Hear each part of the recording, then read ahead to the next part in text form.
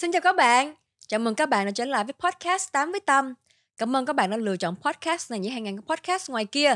Podcast 8 với Tâm là gì ạ? Đó chính là Tâm sẽ mời những người bạn của Tâm này đến đó cùng tám về những câu chuyện thời sự nè, câu chuyện tình yêu, câu chuyện về cuộc sống, để chúng ta có thể có những cái góc nhìn thú vị hơn, có những cái góc nhìn mà nó cởi mở hơn về những cái vấn đề mà chúng ta luôn suy nghĩ đến hàng ngày. Hôm nay khách mời của Tâm là ai ạ? Đó chính là bạn Đức Anh. Em chào chị Tâm, em chào tất cả các khán giả của Tám với Tâm. Khán giả của Tám với Tâm. Chúc Đức mừng Anh chị. sao vậy? Em thấy lên top trending Ờ, nên là chị mời em cái là em tham gia liền, tại vì người ta gọi em là hám phêm. vậy hả? Ai cũng gọi em là hám phêm, Thành hám phêm, Thành bú phêm. Nên là ngày hôm nay em rất là hợp với cái chủ đề mà chị mời em. Ủa nhưng mà em trending còn top cao hơn chị mà, em trending còn nhiều lần hơn chị nữa mà. Sao vậy nhỉ? Vậy thì ở đây nó nằm ở Vậy cái là gì nhỉ? chị bú phê em. Không phải, ở đây nó nằm ở cái giá trị. Giá trị hả? Ừm, Đâu, chị thấy nếu mà xét về mặt mạng xã hội, về mạng TikTok thì chị thấy là em đang, cái giá trị của em đâu thể nào mà chị không thể nào chị so sánh với em được. Tại vì là em khi mà ở trong một cái không gian nào đó thì chị không biết, nhưng mà trên cái không gian nền tảng xã hội là TikTok và trên mạng xã hội là em chắc chắn là phải hơn chị chứ. Thế hả? Vậy thì Nếu là bây giờ nè, mình chị xét em mình xét mình về giá trị trên mạng xã hội, mình xét về cái gì? Mình xét về followers trước, đúng không? Thì có phải là em phải gấp đôi, gấp 5 lần chị không? em là 5,1 triệu. Là hơn gấp 5 luôn không? Ừ, rất là nhiều. 5,1 triệu followers trên TikTok là em cũng là top, chắc phải top 0,0 mấy % trên TikTok rồi, đúng không? Vậy thì chắc là chị em mình tí nữa phải bàn về xem là cái giá trị follow nó có làm nên Vậy một là hôm nay cái con người làm nên một cái có con giá trị người. hay không á. Nhưng mà từ bao giờ em cảm thấy á là em là một TikToker nổi tiếng? Sau khi em dùng TikTok khoảng nửa năm là em đi ra đường thấy các bạn nhỏ đã biết em rồi. Nhưng mà thật ra lúc đấy vẫn chưa nghĩ là mình nổi tiếng đâu nhé. Ừm. Chỉ là các bạn bé bé biết mình thôi. Người lớn không biết. Người lớn không biết. Vậy là đối với em là người lớn không biết là mình chưa nổi tiếng hay sao? Sau này khi mà em làm series đột nhập nhà sao thì em đi ra đường gần như mọi người biết tới em nhiều hơn. Thì lúc đấy Ừm. em mới nghĩ là chắc là cũng cũng nổi tiếng rồi đấy. Có Ờ. em chứ em có tự đánh giá của em trên một cái thông số nào hông? Ví dụ như là em nghĩ em sẽ nổi tiếng khi mà cái kênh của em sẽ có 500.000 followers chẳng hạn, thì em có set ra một cái con số cho mình để mà mình có thể dựa trên đó mình đánh giá cái chỉ số của mình hông? Không, tâm sự với chị Tâm với khán giả luôn, là thật ra đến bây giờ em vẫn chưa biết em nổi tiếng hay chưa. Tại vì thế này này, nhiều khi mình lên một cái chương trình mà mình nói là, từ ngày nổi tiếng thì em, thấy là em phải sử dụng từ ngữ cẩn thận hơn và chỉn chu hơn khi xuất hiện. Thì em đọc được bình luận là "Ủa, thằng này nó có nổi tiếng à mọi người? Ôi, nổi tiếng quá không ai biết." Tức là em đọc được rất nhiều bình luận như thế. Nhưng Ừm. em không may em văng bậy một câu trên Ừ. trên Facebook hay Ừ. trên đâu thì các bạn cả "Sao nổi tiếng mà ăn nói kỳ quặc nhỉ? Sao bạn này nổi tiếng mà ăn nói kỳ quá? Sao nổi tiếng mà lại thế này lại thế kia? Ủa, vậy là mình nổi tiếng chưa ta?" Em cũng không biết. Giống như cái chuyện nổi tiếng của em á, là chị cảm nhận á là xét về mặt xã hội á, về mặt mạng xã hội á thì em rất nổi tiếng. Bởi vì sao? Bởi vì khi mà tất cả những, anh chị nghệ sĩ, trong đó có chị, mà cần, phát triển nền tảng TikTok, cần content TikTok, cần những cái gì mà liên quan tới mạng xã hội á, mọi người đều phải cần tìm đến em. Thì chị thấy đó là một cái sự thành công, gọi là, quá đỗi là đỉnh cao rồi, tại vì là, khi tất cả mọi người phải cần tìm đến mình ở một cái mảng nào đó, thì tức là em quá thành công một cái mảng đó rồi, đúng không? Mà em còn rất là rành về TikTok nữa. Và em đã có những cái series quá quá là thành công, quá là nổi tiếng, thì đối với chị xét em là một bạn nổi tiếng trên mạng xã hội. Với em sẽ phân ra là 3 cái, Ừm. level. Level thứ nhất là được mọi người biết tới, Ừm. level thứ hai là được mọi người yêu mến, và level cuối cùng là được mọi người thương.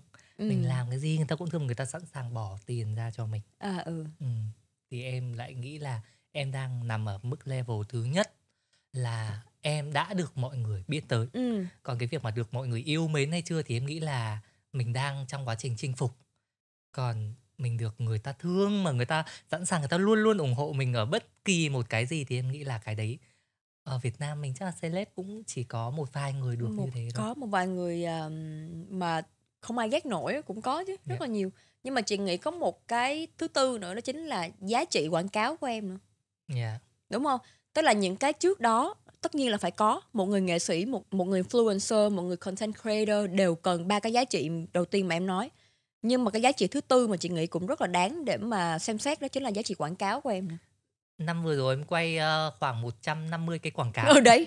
Thì nếu mà em không có name, em không hề có tên tuổi thì không ai tìm đến em cả. Tại vì em sẽ không có giá trị về mặt quảng cáo cho họ. Thì đó là 4 cái đó là em đã có thể đánh giá được là em nổi tiếng hay không rồi. Chỉ là cái mức độ của mình nổi tiếng nó nằm ở đâu trong cái sự mong đợi của mình thôi. Tức là chị chắc chắn là em sẽ mong là em sẽ được 10 triệu followers trên TikTok, hoặc là em sẽ mong là em làm gì người ta cũng thương, hoặc là em cũng sẽ muốn được lấn sân vào những cái mảng khác như là điện ảnh, như là diễn viên, như truyền hình, hoặc là em muốn được lấn sang những cái gì đó quảng cáo mà nó to hơn, hay là sau đó là đại diện thương hiệu, đúng không? Thì là mình sẽ có mỗi cái tham vọng riêng của mình đó. Nhưng mà em có bao giờ em cảm thấy là cái sự được biết đến của em á, nó là một cái trở ngại trong cuộc sống bình thường của em không? Cái ngày mới bắt đầu nổi tiếng thì ở quê em có Ừ. rất nhiều người dùng Facebook ảo vào trong TikTok cũng như Facebook của em. Ừ. Comment là thằng này là con nhà này nhà kia này. Nhà À. quê nó nghèo chứ nó đâu có sang chảnh như trên mạng đâu trời. Ui. Tôi biết mẹ nó làm giúp việc nha. Mẹ nó làm giúp việc lê la khắp nơi, nhặt từng cái này nhặt từng cái kia về, mà trong khi kìa nó up lên Facebook là nó đi tiệc với nghệ sĩ, nó đi này đi kia sang chảnh. Về quê đi con ơi, về quê với túp lều tranh đi. Nhà mày sắp sập rồi đấy. Ôi ơi, Ờ, cay nghiệt. Những cái nó lời giống như nói một rất... cái cú tát vào mặt em á chị. Em cảm thấy là trời ơi, mình đang cố gắng mà. Tất nhiên là chưa thể nào mà có kết quả luôn ngay lúc đấy được, nhưng mà tôi đang cố gắng mà tại sao lại có thể dìm tôi xuống như thế. Giống như kiểu giết một người mà không có khả năng tự vệ đó. Ừ. Ừ. Giống như là cứ người ta hay nói là những cái lời nói nó không có giết một người, nhưng Ừ. mà chị cảm thấy lời nói hoàn toàn có thể giết một người, đúng không? Mà tức là ví dụ là dao búa kéo này nọ thì em có thể giết lập tức, nhưng mà những cái lời nói nó giết từ từ, nó thấm từ từ, và nó thấm chậm mà nó thấm rất là sâu á. Ngày xưa chị cũng đã từng, khi mà chị mới vừa bước chân vào công việc diễn xuất, chị có những bộ phim, có một số người comment ở trên mạng chị không bao giờ chị quên, đó chính là đừng cố gắng tạo ra Ngọc Thanh Tâm nữa. Ý người ta nói là thôi đừng có ráng nữa, chỉ có tới đó thôi, đừng cố gắng nữa. Chị cũng không có phải là lấy những cái lời đó ra để làm động lực, tại vì chị cảm thấy là tự nhiên mình mang những cái gì mà tiêu cực lên làm động lực thì nó không có đúng lắm với cái suy nghĩ của chị. Chị chỉ cố gắng ở cái bản thân của chị thôi, chị cố gắng ở bản thân mình, chị cố gắng hàng ngày, thì là chị đã cảm thấy được là mình dần dần cũng đã có tạo được một cái Ngọc Thanh Tâm. Tất nhiên là một Ngọc Thanh Tâm này còn có thể đi xa được hơn. Những người mà comment ở đó họ sẽ không bao giờ nghĩ là có thể có một Ngọc Thanh Tâm như vậy ngày hôm nay. Em có thấy em được đổi đời từ khi em nổi tiếng trên TikTok không? Tất nhiên ạ. Tất nhiên luôn đấy chị ạ. Nó giống như một giấc mơ. Ngày xưa những cái gì mình mơ ước ấy sẽ thành sự thật. Ngày xưa em nghĩ là phải là diễn viên, phải là ca sĩ thì đi đâu mới được mọi người nhận ra, hoặc là mới được xuất hiện trên truyền hình, mới có sức ảnh hưởng. Nhưng mà từ ngày có TikTok thì em được lên TV, em được lên báo chí, em đi ra đường được mọi người nhận ra, mặc dù mình không phải là một diễn viên cũng như là một ca sĩ. Nhận ra là một chuyện, còn được yêu mến nữa. Có rất là nhiều người gặp bên ngoài và yêu mến mình. Thì mình cảm thấy rất là hạnh phúc với điều đấy. Cái tiếp theo là tất nhiên rồi, thu nhập của mình có những cái con số mà trước đây là mình chỉ nghĩ là nó sẽ không Confirm. Nếu mà mình làm công ăn lương hoặc là mình làm những cái công việc ở bên ngoài thì không biết đến bao giờ mình mới được một cái mức thu nhập như thế, và nó nuôi được em và mẹ em. Vậy thì em có nghĩ tiền bạc là cái mục đích coi như là lớn nhất để cho tất cả mọi người đều theo đuổi công việc content creator như của mình không? Em nhìn chị Tâm là em thấy không rồi đó. Em nhìn chị Tâm là em biết là ví dụ như chị Tâm là làm để chinh phục cái đam mê của mình trước. Thì như em đầu tiên cũng như thế. Thật ra những người nổi tiếng ai cũng hám fame. Em nghĩ là như thế. Dùng cái từ hám fame nghe nó hơi nặng, nhưng mà đúng thiệt là những người mà làm về công việc nghệ thuật thì ai cũng mong muốn mình được nổi tiếng, đúng không? Hám fame là cái mà em đọc mọi người nói về em. Yeah. Em đọc là tại vì lúc nào em trong tất cả các tập đột nhập của em thì mọi người đều comment là trời ơi, thằng này lại hám fame nhà này, bú fame nhà kia. Thì cái từ đấy thật sự là đối với TikToker thì nó là từ hàng ngày. Còn với nghệ sĩ thì thật ra là khao khát sự nổi tiếng. Đúng rồi. Và chị nghĩ là tất cả mọi người khi mà làm nghệ thuật, tất cả mọi người ai cũng muốn được nổi tiếng. Đúng. Bởi vì đó là Công sức tiền bạc mà.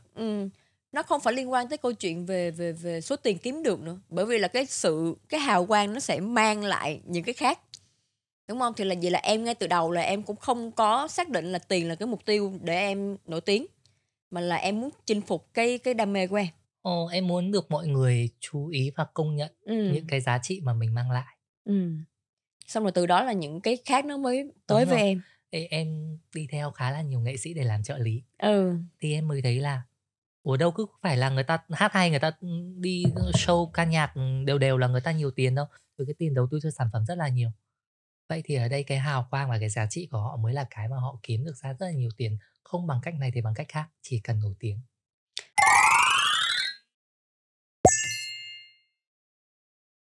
Theo Đức Anh thấy á, ví dụ như là chị thấy diễn viên thì là diễn viên ca sĩ họ sẽ có những cái khó khăn riêng. Thì theo em á, nổi tiếng trên mạng á, nó có khó khăn gì so với những cái chuyện mà nổi tiếng của ca sĩ với là diễn viên? Từ ngày mà có TikTok nhá, thì mục tiêu của TikTok, của nền tảng là công bằng, ai cũng như ai. Dù bạn là một anh nông dân hay dù bạn là một nghệ sĩ chuyên nghiệp, chỉ cần bạn tỏa sáng trước cái màn hình điện thoại thôi thì cả thế giới này sẽ biết đến bạn. Còn cách đây khoảng 20 năm, 30 năm thì thật sự bạn phải là một người mà có tài năng, có quan hệ với báo chí, nhiều thứ thì mới cấu thành lên một người nổi tiếng được. Vậy thì tại vì thời nay em thấy là khi mà bạn có giá trị đi thì bạn sẽ dễ dàng mang được cái giá trị đấy đến cho mọi người đều coi. Nhưng cũng dễ mang cái sự tai tiếng đến cho mọi người. Nên em nghĩ thời nay sự nổi tiếng dễ hơn ngày xưa. Nhưng để giữ được lâu thì lại là một bài toán rất khó. Chị thấy các bạn TikToker hoặc là những cái bạn mà đang có những cái lượt follow mà lớn nhất hiện Việt Nam á, chị thấy các bạn ấy giống như là mỗi ngày phải đều đi quay, mà giống như thành một cái công việc mà văn phòng á, là kiểu mở mắt dậy phải đi quay, đúng không? Mở mắt dậy phải đi quay. Thì chị cũng như vậy, mặc dù là số lượng follow của chị là chị vẫn được gọi là nghệ sĩ chơi TikTok thôi, chứ chị không phải là TikToker. Mà chị vẫn đã cảm thấy là mình vẫn phải lên một cái lịch quay TikTok hàng ngày, vẫn phải ra video đều đều, thì như vậy mới có thể gọi là giữ được cái lửa, cái độ nóng của cái tên mình. Cái điều gì làm cho em kiểu mỗi ngày đều bị đau đáu suy nghĩ về nó, kiểu bị căng thẳng, đắn đo suy tư mỗi ngày về cái câu chuyện nổi tiếng của mình không? Không có thì không sao, khi mà đã có rồi ấy, mình không muốn mất. Ờ, khi mà mình đã có một Yeah. chút hào quang rồi tự dưng mình khó lắm mình mới có một chút như thế này. Và rõ ràng mình đang rất yêu mến nó, yêu mến sự nổi tiếng, yêu mến công việc này. Vậy thì phải làm sao duy trì được nó? Đấy là cái câu hỏi mà em luôn đặt ra hàng ngày. Ngày xưa nha, chị nhìn các anh chị sau hãng A á, hoặc là các anh chị superstar, hoặc là giống như những bạn mà followers mà rất là lớn ở trên các nền tảng xã hội đi. Chị nghĩ trời, đừng như họ sướng ghê á, kiểu thành công rồi, kiểu xong rồi, kiểu mọi thứ nó đã được coi như là chốt sổ xong rồi. Nhưng mà sau này chị gặp các anh chị mới thấy là không, ở mỗi cái level là sẽ có một cái kiểu suy tư riêng. Khó khăn. Chưa có gì thì sẽ suy tư một cách chưa có gì. Có một chút xíu thì sẽ suy tư theo cách một chút xíu. Khi đã có rất nhiều rồi thì lại sẽ suy tư còn nặng hơn nữa, bởi vì làm sao để mà có thể giữ được cái nêm đó. Thà là từ dưới mình đi lên, mình chưa có gì thì mình gọi là mình túc tắc mình đi, mình kiểu mình sẽ có một cái nhắm đích tới. Còn các anh chị mà đã tới được cái đích rồi, giờ đi đâu nữa đây, đúng không? Thì anh chị sẽ rất là stress. Mà ngày xưa mình nhìn vào thì mình luôn khao khát được làm các anh chị, và mình nghĩ là được những các anh chị rồi là đầu óc thoải mái. Nhưng thật ra không phải. Khi mà mình làm trong nghề, mình đi từng ngày, mình có những cái bước tiến từng ngày á, mình thấy là không, các anh chị căng thẳng vô cùng. Tại vì khi mà lên trên đỉnh rồi á thì bước tiếp theo là gì? Là vực. Đó, thì bây giờ các anh chị phải làm sao để mà không rơi xuống cái vực đó, đúng không? Tại vì ai cũng vậy thôi, đã có rồi thì sẽ muốn giữ. Em nói đúng đó, khi mà không có thì không sao, chứ mà đã có thì sẽ muốn giữ. Giống như em nói là bây giờ nền tảng xã hội cho mọi người một cái cơ hội công bằng để nổi tiếng. Thì như vậy á, sẽ có rất là nhiều bạn nổi tiếng rất là nhanh. Thì em có sợ là em sẽ bị đào thải nhanh trong cái môi trường này không? luôn luôn có những cái áp lực đấy. Nhưng mà cái đấy là một phần thôi. Thật ra em sợ một cái từ nữa là từ đánh đồng. Biết đánh Đúng đồng rồi. khi mà nó dễ quá thì tự dưng bao nhiêu người làm. Thì có người làm tốt và có người thì làm không hề tốt. Có người thì dùng giá trị thực, còn có những người mà sử dụng đầy đủ những thứ chiêu trò nhưng cũng đều được gọi là TikToker. Yeah, chị hiểu. Và tự dưng là mình cũng là TikToker, đâm ra mình bị gọi là trời ơi cái bọn TikToker này đợt này nó làm lố quá à. Trong khi mình tự dưng mình ngồi mình nhìn lại bản thân mình, ôi mình đâu có làm lố cái gì đâu trời, mình cũng đang cố gắng hàng ngày rồi, mình cũng đi sự kiện thì nhiều khi mình cũng chỉ vào mình chào nghệ sĩ, mình chúc mừng thật tâm là tại vì họ là bạn bè của mình ở bên ngoài nên mình tới mình chúc mừng, chứ mình cũng không phải là mình chiếm spotlight hay là mình ăn mặc ờ, nó quá là ô dề khi mà mình tới đấy để che lấp ai cả. Thì em rất sợ cái sự đánh đồng khi mà mọi người cứ nghĩ là ai cũng như ai thôi, cái bọn này nó là một. Em có nghĩ gì về những cái hiện tượng ở trên TikTok không? Giống như là chị hay có một người anh của chị hay nói một cái câu rất là mắc cười, đó chính là hiện tượng á là hiện lên xong hóa tượng á, nên đừng làm hiện tượng. Thì em thấy như sao? Có rất nhiều hiện tượng mà đến bây giờ người ta vẫn đi được đường dài đó thôi. Em nghĩ là thôi thì tổ độ ai thì người đấy được. Nhưng mà hiện tượng thì ít ra cũng phải mang lại một cái giá trị thực nhỉ. Chứ còn nếu mà hiện tượng theo kiểu mà làm mấy cái nó không được đẹp mắt lắm để trở thành hiện tượng thì cũng thôi thì hóa tượng thật đi. Hóa tượng xong là cất luôn cái tượng đấy đi. Đừng để ai nhìn thấy nữa. Còn những cái tượng mà Tượng đẹp đẹp thì phô đẽ ra. phô ra Chứ không phải bảo tàng. đẹp mà thấy ghê thôi mình cất ha, hoặc là mình đập luôn, đúng không? Đó, và em có muốn làm hiện tượng không? Tại vì ngày xưa khi mà chị thấy có nhiều cái hiện tượng xuất hiện trên mạng á, không phải trên TikTok không mà trên YouTube hoặc là trên Facebook, thì chị cảm thấy wow, ước gì mình cũng là họ. Nhưng mà sau một thời gian chị thấy họ biến mất tiêu. Cái Thì series đột nhập của em đã giúp em thành một hiện tượng mà. đúng không? Hồi đấy mọi người thấy là trời chưa ai làm cái này mà thằng bé này nó làm lạ quá, nó vào được 2-3 nhà thôi là đã thành một hiện tượng. Nhưng em lại không muốn là một hiện tượng. Vì vậy em đã quay 50 số để em không còn là một hiện tượng mà em sẽ làm một cái gì đấy mà Một cái người ta series của em, sẽ của bản thấy thân mình em. lâu dài. Và đến bây giờ em vẫn tiếp tục làm một series tiếp theo là đột nhập vào các trường đại học và cũng đang được mọi người đón nhận. Thì mình đã biến một cái sự hiện tượng thành không hiện tượng. Mình sẽ biến nó phải không hiện tượng mà em biến hiện tượng thành cái gì nhỉ? Một cái nét riêng của mình. Chứ nó không phải là chỉ là một cái gì hóa tượng lên nữa, mà em đã biến nó thành một cái tượng đẹp luôn. Tượng đẹp. Một cái tượng đẹp để mang ra trưng bảo tàng. Chị thấy cũng rất là hay.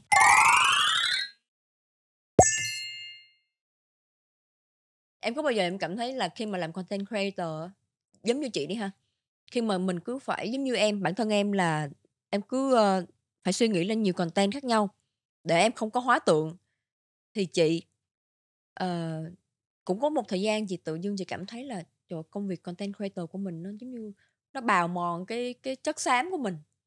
Kiểu đôi khi khách hàng và mọi người đang kiểu "Tâm ơi, có chưa? Ra idea gì chưa?" Mà trong đầu mình không hề có một cái gì hết, kiểu nó bị nó trống rỗng luôn á em. Xong rồi thêm nữa là mỗi tuần nếu mà em muốn keep up một con số đẹp ở trên cái trang của em cũng phải có video đăng liên tục, đúng không? Em mà nghỉ một thời gian một cái là thấy liền, là thấy biết tay liền. Em nghỉ 1 tuần là em cảm giác em hết thời rồi. Đó. 1 tuần em không có video đăng mà 1 tuần em thấy cái comment nó giảm dần ở những cái video cũ là em thấy chết rồi, hết thời rồi đó. Là tôi thấy đi ra đường là gần như là không ai để ý đến tôi nữa. Nhưng mà hôm nay làm video mà mai đi ra đường mọi người nhắc. Bảo ê hôm ta qua thấy mày Thời làm cái này tới cái kia. lại. Là Thời hào tới quang, hào lại. quang, hào quang, Hào quang. hào quang. Hào quang trở lại đó, hào quang trở Hào lại. quang trở lại. Đó, cho nên là đôi khi chị cảm thấy kiểu công việc nào nó cũng có khó khăn, thì thực ra mình complain như vậy thôi, nhưng mà thực ra là cái công việc của mình là một cái gì đó nó là một công việc ước mơ của bao nhiêu người, đúng không em?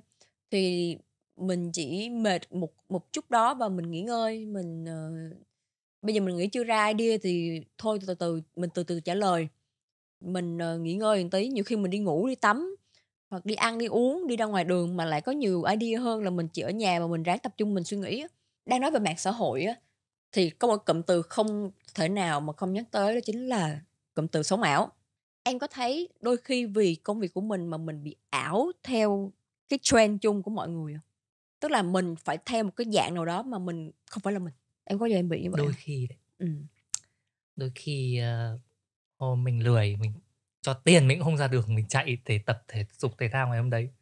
Nhưng nhãn hàng book quảng cáo đôi giày chạy thể thao ngày hôm đấy. May Và mắn. dù trời có âm u, trời có mưa hay là có cái gì đấy mà tôi đêm nay phải nộp video rồi, cũng phải ra đường. Chạy. Ngày hôm nay tụi mình đi ra ngoài mình tập thể thao này mọi người ơi. Nó mang lại cho mình sức khỏe và một cái năng lượng rồi thế này Ừ. thế kia. Cắt máy xong. Xong chưa bà? Đẹp chưa? Đẹp thì về. Đẹp chưa? Đúng rồi. Nào tôi chạy cái đẹp không? Chạy cái đẹp không? Đó, đó là cái câu mà chị hay. Cho nên đôi khi nha em, vì công việc Vì công việc. đôi khi mình cũng hơi ảo nhẹ, nhưng bởi vì là chị cảm thấy chị không có muốn sống sống dối lòng á em. Cho nên đôi khi những cái mà chị quay mà mọi người có thể nghĩ là chị ảo ở trên mạng, thực ra chị đang làm thiệt. Chị cố gắng hết sức để chị làm thiệt, trong khi là chị nói thiệt là có thể quay ảo được, quay dối được. Nhưng mà chị cảm thấy cái đó chị có lỗi, giống như em cảm thấy có lỗi vậy đó, cảm thấy quá có lỗi đi, cho nên là chị sẽ cố gắng hết sức có thể là chị làm câu chuyện đó thiệt. Nhưng mà có rất là nhiều bạn chị cảm thấy nha, ngay cả mình coi vlog mình cũng cảm thấy xạo. Không đời nào không đời nào với một cái tính cách My biết Du ở ngoài, Du không có bao giờ dậy 6:00 sáng cho chạy bộ, kiểu giống như vậy. Thì, chị nghĩ cái đó nó gián tiếp làm cho những bạn khán giả xem, các bạn sẽ bị áp lực là "Trời ơi, celeb á, họ sợ họ dậy 6:00 sáng họ dậy tập thể dục đó, giờ mình phải làm sao?" Thế là họ bị, kiểu em có nghĩ là họ bị áp lực bị ảo hông? Bị là, giá trị những giá trị ảo mà họ lại tưởng là thiệt và họ bị áp lực vì những giá trị đó. Khỏi celeb đợt này lên TikTok mọi người ạ. Suốt Ừm. ngày nghe, ở tuổi 23 mình đã mua ngôi nhà đầu tiên như thế nào. Tôi đã có 200 triệu chỉ sau 3 tháng với khóa học này. Rất nhiều. Và vô hình chung, những người ở cái lứa tuổi đấy, họ cảm thấy trời ơi sao trên TikTok nhiều người thành công quá và họ Ừm. cảm thấy họ quá là bất tài đi. Như em về quê, thế mấy bà hàng xóm bảo hoặc là họ hàng lại nói là "Này, con gì ngày xưa nó quay cùng mày đấy, thế bây giờ nó hot quá. Nó thấy hôm trước nó có thấy nó khoe mua được nhà, mua được thế này thế kia, giỏi quá, sao mày chưa mua được?" Thì chính mình là những người mà thật ra mình cũng được ở trên TikTok đấy, Ừ. mà mình vẫn còn bị cảm thấy áp lực như thế. Vậy thì bảo sao những cái người mà người ta nhẹ dạ cả tin hơn, người ta lại không mất rất nhiều tiền vào những cái khóa học rồi bị lừa, ờ, Những khóa học về TikTok, đúng ừm, hông? bị lừa những cái câu chuyện thành công và tự dưng gây áp lực cho riêng mình. Rồi bây giờ em thấy tất cả mọi người đều đổ xô đi làm TikTok. Ừm. Mặc dù biết là bản Người thân người của mình TikTok, nhà hướng nhà nội, TikTok. bản thân mình hướng nội, mình nói chuyện còn chẳng ra làm sao. Nhưng mà công ty nói là mình nên có một kênh TikTok để chia sẻ giá trị của bản thân cá nhân. Ừ. Ai ai cũng đi làm TikTok mắc cười lắm. Ôi, ngày hôm nay là ngày đầu tiên mà mình, chia sẻ này kia. Tức là người ta không có cái giá trị thực để người ta show up Ừ, lên là ừ. người ta phải phải có giá trị, nhưng người ta bị một cái áp lực là người này cũng có kênh, công ty này cũng có kênh, doanh nghiệp này cũng có kênh và tôi cũng phải có một kênh để chia sẻ cái giá trị của tôi đến mọi người. Bị một cái áp lực ảo đó. Và ở đây là do đâu? Do những người cũng sống ảo. Từ ảo mà ra giá trị ảo, đúng hông? Tức là ngay cả bản thân mình có những cái giá trị chị cảm thấy là mình biết ảo, mình biết rõ là ảo, mình trong nghề lâu mà mình thấy hồi mình cũng tin luôn. Ừm. Và mình lại cảm thấy cái giá trị đó là cái giá trị mà mình chạy theo luôn. Thì chị không biết những người mà họ không có biết về cái công việc này rõ, họ không có biết rõ về về những bạn mà phát triển ra những cái giá trị ảo thì không biết là họ sẽ suy nghĩ gì và không biết là họ sẽ còn tin đến mức nào. Để mà nói là mình không ảo ở trên cái môi trường ảo cũng rất là khó. Chị thấy em giữ được cái bản sắc, cái con người của em rất là lâu, trộm vía. Thì, em làm cách nào để có thể giữ được, cái con người, giữ được một cái Đức Anh Phạm trong cái môi trường quá nhiều sự ảo diệu này? Em luôn đi từ cái lõi đi ra. Ừm. Tức là bản thân mọi người thì mọi người sẽ đắp ở cái bẻ bề ngoài, những thứ bên ngoài nhiều. Nhưng em thì lại sợ lắm, em sợ là những cái gì mà mình làm mà thực chất bên trong mình không có cái đấy, nó sẽ sớm bị phanh phui, nó sẽ sớm lụi. Nên là mọi thứ khi mà em làm ấy, em phải xuất phát từ những thứ mà em có đã. Ví dụ series đột nhập, em có cái gì? Em có mối quan hệ với mọi người, đúng không? Đấy Hợp là lý. cái mà em mới có thể show ra được, chứ không thể nào mà quen giả mọi người để mà quay cái đấy rồi giả vờ là thân thiết rồi rồi, dùm beng lên mà mình lại đi dài đến như thế được. Đúng rồi, chị thấy hợp lý. Thực ra á, chị cảm thấy là, đôi khi á, mình lấy cái con người mình ra thì mình mới thành công. Ừm, Giống như chị cũng cảm thấy là, nếu chị giả vờ là một, cô bé, trong sáng ngây thơ, đáng yêu thì chị nghĩ là chị sẽ không đi xa được, mà bởi vì chị show những cái giá trị thật của chị. Thực ra là khán giả họ cảm nhận được hết. Giả, ai mà giả giả khán giả nhận ra được liền à, còn ai mà sống thật, nói thật một cái gì đó thì khán giả cũng sẽ cảm nhận được điều đó. Cho nên chị nghĩ chị với em á, kiểu, có được một cái thành công nhất định ở trên mạng á, là bởi vì là mình sống thật, kiểu, mình show cái giá trị thật của mình ra. Từ những giá trị thật của mình xong rồi mình phát triển thêm, kiểu như, một cái món ăn xong rồi mình thêm chút xíu mắm muối ừm. vô, em từ cái lõi của em vậy đó, thì như vậy nó ra được một cái món ăn ngon. Chứ thực ra nếu mà mình mua bậy mua bạ về mình chế biến thì nó cũng sẽ không ra được gì, đúng hông?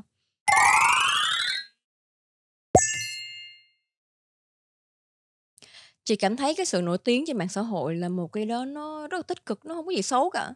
Nó rất là khó chứ cũng hông phải là dễ. Chỉ là mình khi mà mình có được cái sự nổi tiếng trên mạng xã hội rồi á, mình phải biết cách để mà lan tỏa những cái gì mà tốt nhất đến cho mọi người, chứ không phải là mình lan tỏa những cái content xấu, content bẩn đến, cho khán giả. Và khán giả cũng vậy, thì, cũng rất là mong là khán giả sẽ có một cái góc nhìn, thông cảm hơn dành cho những bạn, nổi tiếng trên mạng xã hội, bởi vì là, tất cả các bạn cũng rất là nỗ lực mỗi ngày thôi. Và đừng vì một con sâu mà cảm thấy là nguyên cái nồi canh nó thấy ghê nha các bạn. Cảm ơn mọi người rất là nhiều, cảm ơn Đức Anh đã đến đây, đã dành thời gian đến đây nói chuyện với chị. Một cái chủ đề cũng rất là thú vị á bộ, tại vì hôm nay những cái mà em nói cũng làm cho chị, có một cái góc nhìn khác về, sự nổi tiếng trên mạng xã hội, và một cái góc nhìn khác về cái tên TikToker, về cái name TikToker. Đó, và cảm ơn, Đức Anh đã rút ruột rút gan tâm sự với chị ngày hôm nay. Cảm ơn chị Tâm, cảm ơn tất cả các khán giả đã nghe podcast của hai chị em từ nãy đến giờ. Và, mong rằng những bạn nào mà đang có ước mơ trở thành người nổi tiếng, các bạn sẽ sớm chạm được ước mơ của mình. Ừm. Nhưng mà nhớ khi mà vũ trụ cho các bạn đạt được ước mơ rồi thì hãy sống đúng với cái, à, cái thiên thiên thiên danh thiên chức, Với cái, với những cái điều, những cái giá trị những cái giá trị. mà vũ trụ đã gửi tặng cho bạn, đúng hông? Yeah. Cảm ơn các bạn rất là nhiều, cảm ơn các bạn theo dõi podcast này nha. Còn bây giờ thì các bạn đừng quên bấm like video này cho Tâm, bấm subscribe kênh của Tâm Official và bấm cái chuông để mà nhận thông báo khi mà Tâm ra podcast mới nha. Cảm ơn các bạn.